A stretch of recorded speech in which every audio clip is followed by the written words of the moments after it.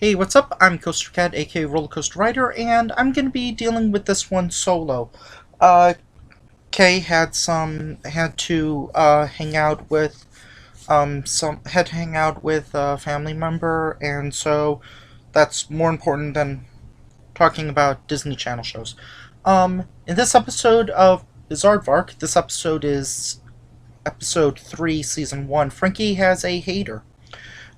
In this one, this is part 2 of cyberbullying and part 4 overall. Um, I would say that this one is probably the most. It deals with it more comedically than Raider Rooney, Ask Her More Rooney, and especially Beauties and Bullies, which was very serious and very serious and depressing given the deep subject matter and the heavy subject matter. The show has really two main plots and a small plot involving Dude Bro. I'm gonna call him that, just Dude Bro. The Dude Bro plot. When someone complains about him having him looking like he needs a shower, he decides to go in a bathtub over Niagara Falls.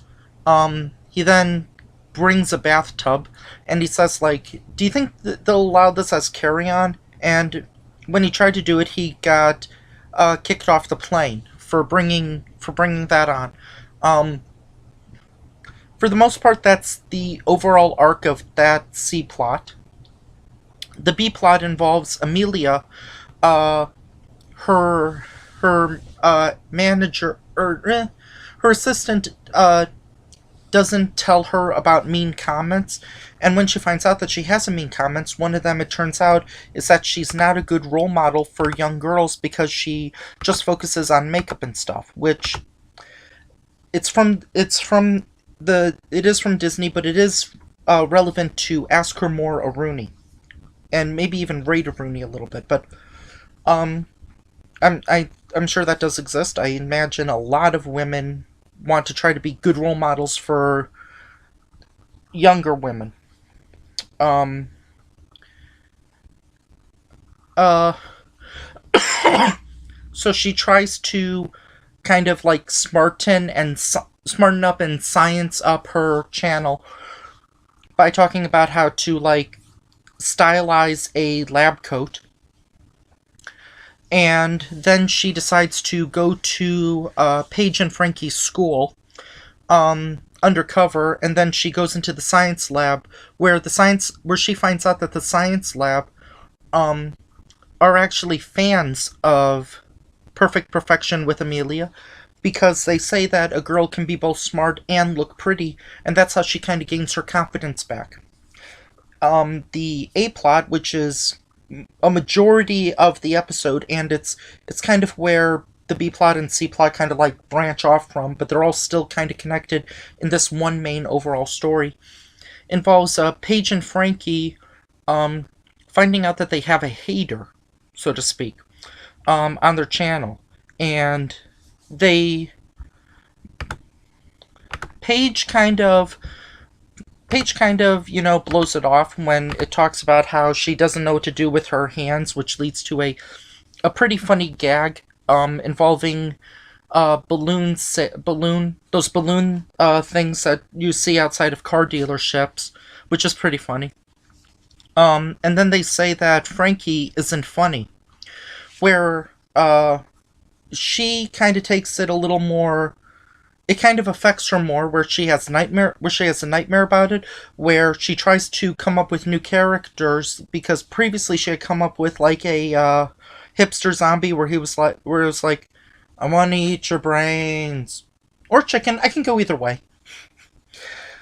Um, and another character, but then when she tried to come up with like hot chocolate vampire and um scary and goofy ghost and stuff, it didn't work because it was clearly affecting her, and she was going crazy. And then they decided to go to the extreme route of trying to track down the hater by using by using like the internet code or using like the modem and stuff.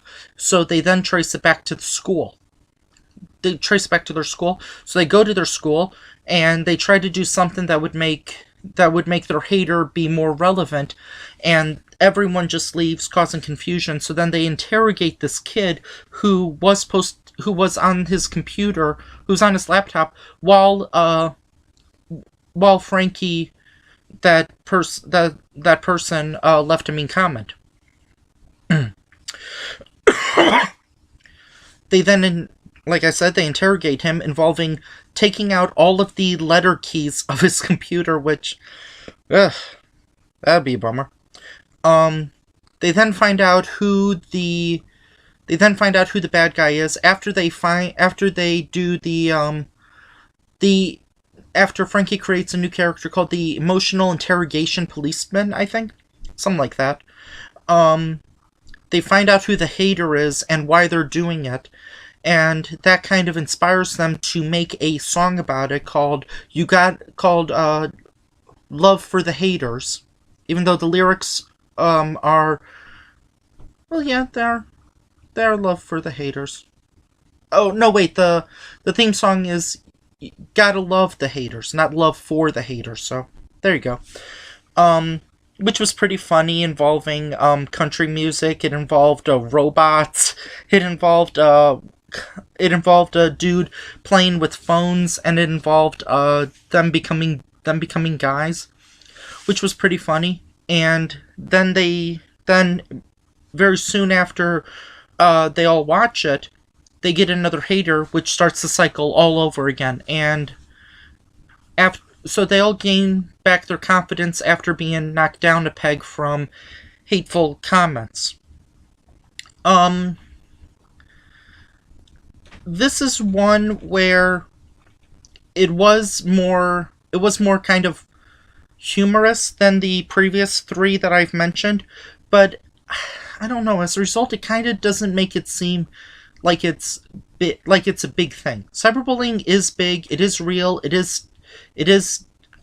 does have very, very disappointing consequences. People have ended their lives over mean comments, and I hope none of you do.